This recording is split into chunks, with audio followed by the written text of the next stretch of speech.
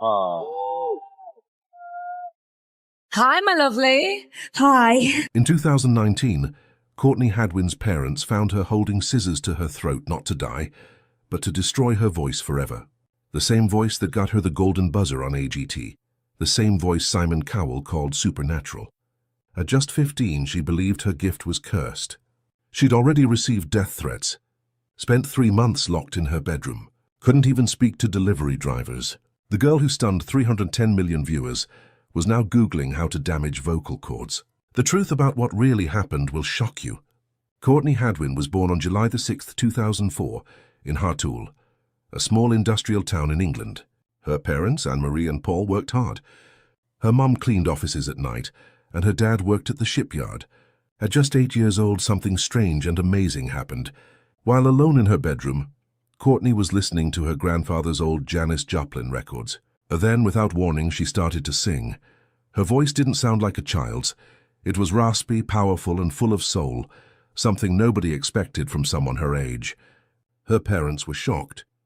They thought maybe someone had broken into their house. The sound was that strong. Neighbors even stood outside wondering where this voice was coming from. Doctors later said Courtney had an unusual vocal cord structure. It gave her voice a rough, smoky tone that usually only comes after years of wear or a lifetime of smoking. But Courtney had it naturally at 8. But while her voice stunned people, her mind was battling something else entirely. Courtney suffered from severe social anxiety. At school between the ages of 6 and 12, she barely spoke to anyone. In fact, records showed she said fewer than 100 words a year to people outside her family. She didn't even ask to use the bathroom aloud. She wrote it down on paper. At lunch, she would hide in closets just to avoid people. Her psychologist said her anxiety was on the same level as adults with PTSD. Her parents had to choose between heating their home or paying for therapy. They spent over $3,000 to help her feel a little safer in the world. Then one night in 2014, everything changed. Courtney was just 10 years old. It was October 15th, and she stood on stage at a small talent show in town. There were 127 people watching. She froze for 30 long seconds. Her hands were shaking, and her grandfather thought he'd have to carry her off stage. But then the music started. Proud Mary. Something inside her switched. Suddenly she was no longer scared. She sang like a pro, full of fire and energy. The room went wild. People clapped for 4 minutes straight. Some even cried. A video of that performance went online. Within 2 days it had 50,000 views. Her grandfather, Bill Hadwin, became her rock. A retired steelworker, he stepped in to help. He was 68, but he didn't care. Between 2014 and 2018, he drove over 47,000 miles in his old Ford Focus. He took Courtney to every show and audition. He kept track of everything in a notebook, even gas money and the snacks they bought after shows. He spent his entire pension, $8,400, on her. He even sold his tools to pay for a recording session. He didn't know anything about music or the internet, but he taught himself how to run a Facebook page and YouTube channel. When Courtney had her first big audition in London, he drove 312 miles and slept in his car to save money. Everything he did came from pure love and belief. Then came her biggest chance, The Voice Kids UK, in 2017. But getting there wasn't easy. 3 talent shows had already rejected her, saying she was too unusual. But that uniqueness was exactly what made her special. At 14, she was still shy and quiet off stage. But once the music started, it was like watching a different person. She became fierce and fearless. Producers tried to get her to sing a pop song. Instead, she picked Nutbush City Limits by Tina Turner, a song from 1973. She knew it was a risk, but she trusted her gut, and it paid off.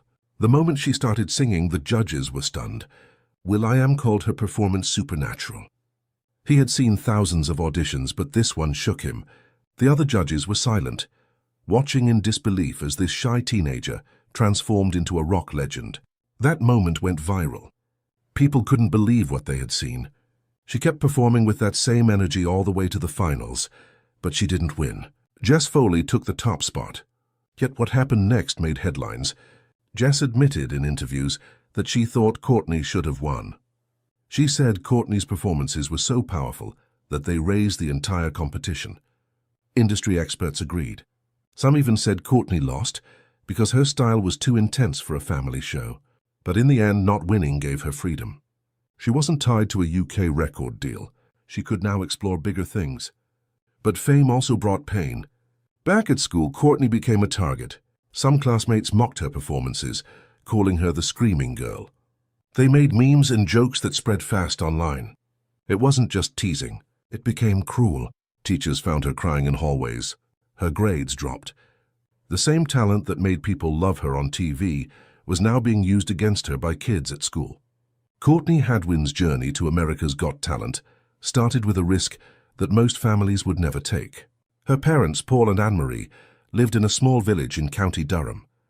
They didn't have much money. Paul worked as a joiner. Anne-Marie was a part-time teaching assistant. But they believed in their daughter so much that they took out a $3,000 loan secured against their house. That was almost 3 months of their income. They sold Anne-Mar's car. They cancelled a holiday. All of it just to get Courtney to Los Angeles for the audition. They had no guarantee she would even make it past the first round. If things went wrong, they could have lost everything. And things almost did go wrong. On July 10th, 2018, just hours before her audition, Courtney froze in her hotel room. She had a full-blown panic attack. She couldn't talk, couldn't move. She cried silently for hours. Her mom had to dress her, carry her down the stairs when the elevator broke and help her into an Uber. Courtney was so shaken, she threw up twice on the way to the theater. She even begged to go back. Her mom sat beside her, whispering the lyrics to Hard to Handle over and over, trying to calm her down. When they got there, the production team didn't know if she'd even be able to perform, but Courtney had prepared like her life depended on it. Between March and July 2018, she practiced Hard to Handle 247 times. She wrote it all down in a purple notebook. She rehearsed every day for hours in a garage her family turned into a studio. Neighbors complained about the noise. She wore out 3 outfits just from sweating too much. One split at the seams, another had sweat stains that wouldn't come out. She lost 8 lbs from all the movement. Her vocal coach started to worry it was becoming unhealthy. But Courtney couldn't stop. She was all in. Even with all that effort, she still almost didn't get the chance.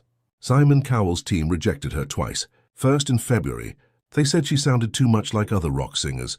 Then again in April. They didn't think she had the X factor for American audiences. They told her to stick with local shows. Then just 12 days before filming, another contestant had to drop out because of visa issues. Her casting assistant remembered Courtney. She begged the producers to give her a shot. That's how Courtney finally got her place. And Simon Cowell hadn't even seen her audition tape before she stepped on stage. When she walked on that AGT stage in September 2018, her hands were shaking. She could barely hold the mic. She looked so shy and quiet. But then she opened her mouth and started singing Otis Redding's Hard to Handle. Everything changed. Her voice was bold, raw, explosive like Janis Joplin. The crowd was stunned. The judges couldn't believe what they were seeing. Her family always knew she was shy. Her grandfather once said she used to sing in her sleep. That made what happened on stage even more incredible. Her nerves didn't disappear. They became part of the performance. It was real. It was unforgettable. Howie Mandel didn't wait. Just 45 seconds into the performance, he hit the golden buzzer. It was the fastest one in AGT history. He was that sure. He compared it to the moment Clive Davis discovered Janis Joplin. He didn't even wait for the other judges to speak. Courtney was going straight to the live shows. It broke the format, but no one cared. Howie said he had never felt that kind of star power so quickly. That buzzer wasn't just a moment. It was history. Then the world found out. Her audition video hit 1 million views in the first 6 hours. By the end of the week, it passed 130 million. It went viral in every sense of the word. Tyra Banks said it had reached over 310 million by the time Courtney did her second live performance. That kind of reach was unheard of. And it wasn't because of marketing or ads. People shared it because they were blown away. One moment she was just a teenager from England. The next she was a global sensation. The video hit 50 million views on AGT's YouTube channel in just 5 months. Years later, Simon Cowell admitted he made a mistake, a big one. He said not hitting his golden buzzer for Courtney was the biggest regret of his judging career. He was reaching for the button when Howie hit it first. He said he was stunned, frozen, For a man who's known for being cold and quick to judge, admitting that showed just how much Courtney had moved him. That one audition changed how he looked at everything, and he never forgot it. The moment the episode aired, Courtney's life changed completely. In just 24 hours, she got over 50,000 messages online. Some were fans, some were weird, like marriage proposals, but a lot were serious offers from record labels and talent agencies. Some of them were offering millions before she even advanced. Her social media exploded. She went from hundreds of followers to over 100,000 in a week. Her family had to get outside help just to manage the flood of attention. It was too much for them to handle alone. Courtney Hadwin wasn't just another teenage contestant on America's Got Talent. She was a storm wrapped in a school uniform. When she stepped on stage for the semi-finals on September 11, 2018, and belted out Tina Turner's River Deep Mountain High, something electric happened that night. 12.8 million people tuned in. It became the most watched AGT episode of the entire year. NBC even moved her performance to the final slot of the night, something they usually reserved for their biggest names. Another 8.2 million people watched the episode from 47 different countries within just 24 hours. On social media, over 2.3 million tweets flew across the internet. For 6 straight hours, she was the top trending topic in the world. But what most people didn't see was what happened backstage. Courtney was just 14, and while her voice filled the room with fire, she was quietly fighting battles of her own. Panic attacks, anxiety, sometimes she couldn't breathe. There were moments she hyperventilated for 20 minutes straight before a performance. She shook. She vomited. It got so serious that NBC brought in a full-time therapist, Dr. Sarah Mitchell, just for her. Her mom flew in from England just to help keep her grounded. The worst moment came right before the finals. Courtney locked herself in her dressing room and wouldn't come out. It took the therapist and producers to finally get her to open the door. And somehow through all of it, she never missed a single performance. The pressure wasn't just internal. Outside the stage, the world was watching and betting. Her fellow contestants, including eventual winner Shin Lim and finalist Brian King Joseph, didn't just admire her, they expected her to win. Shin, who rarely posted about other acts, called her the most naturally gifted performer he'd ever seen. Brian said her talent made him question whether anyone else even belonged in the competition. In Las Vegas, the bets started stacking up. Big casinos like Caesars and MGM had her as the 2-1 favorite. William Hill said 67% of all bets were for Courtney. And this wasn't after a season of greatness. These odds came after just her audition, but then came the finale and a choice that would change everything. 3 days before the final performance, her team made a bold decision. Instead of giving her another rock anthem, they chose a softer, emotional song. The goal was to show the world the real Courtney. Stripped back, vulnerable and raw. She sat still during parts of the song, made eye contact with the audience, didn't dance, didn't scream, just sang. It scared her more than any high-energy song ever had. It was brave, and for some fans it was a letdown.